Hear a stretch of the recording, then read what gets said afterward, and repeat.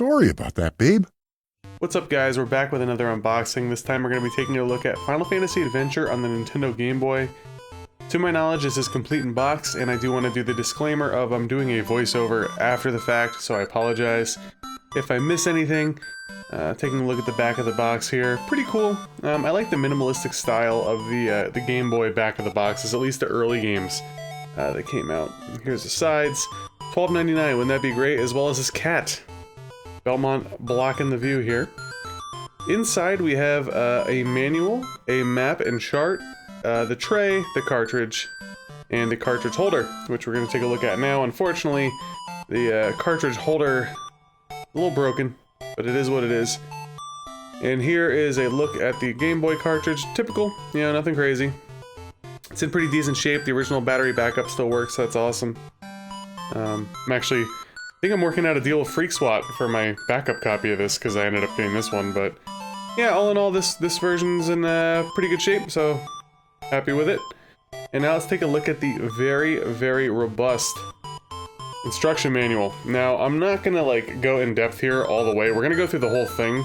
I'm not gonna like rally off a million thoughts with each page. So right now we're looking at the story of the Final Fantasy Adventure, and it's actually, again, pretty robust if I do say so myself. It's you get much more backstory here than you do in the game, and let me tell you something.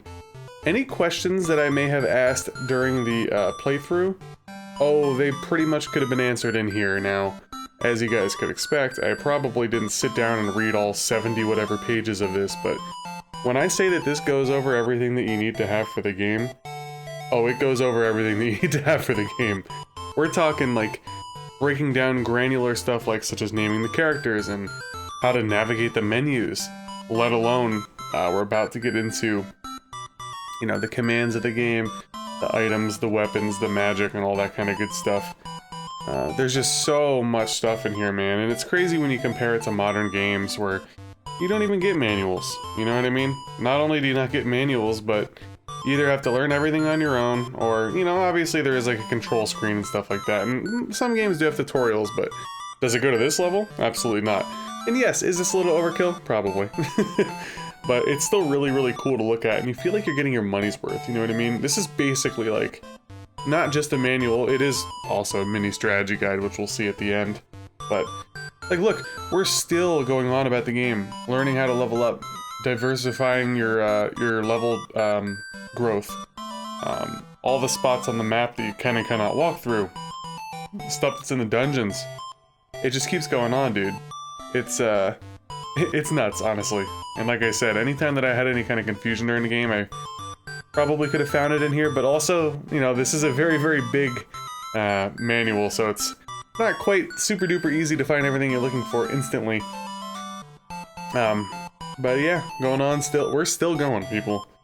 Armor, items. Pretty soon, I see we're on page 54, 55 right now. We're probably going to get close to the strategy guide where it kind of walks you through at the beginning of the game.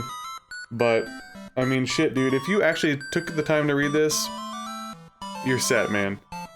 And there we go, we finally reached the final page, and now we get into the mini book of strategy, which, a fairly common practice back in the day, especially with Squaresoft games, even though this was also Sunsoft. I think it was developed by Square, if I remember off the top of my head. Yeah, it was, because it was Seiken Densetsu, but anyway, yeah, it pretty much just walks you through the first part of the game. Tells you pretty much step by step what to do with a little bit of insight here and there. So, you know, if you're somebody that likes to play blind, obviously you don't have to read this at all. If you're somebody that wants a little helping hand out of the gate, then this is perfect for you, honestly. Because it stops at a certain point around here about the mirror with the Hydra, yep. From here on, the adventure is in your hands, good luck. So it puts you in a good spot to continue forward. And now, probably my favorite part, which I posted on my Instagram, it is the World of Final Fantasy Adventure. It is the map, fairly detailed. There is an in-game map, but it's not quite like this. The in-game map has no details, and this has everything you need. And on the flip side, we have a guide to weapons, armors, and items. Pretty much everything that you find throughout the game and buy in the stores is listed here. It describes them briefly with a little picture, gives their various attributes, how much you can buy them for, sell them for, etc.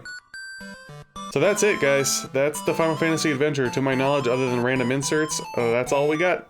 Until next time.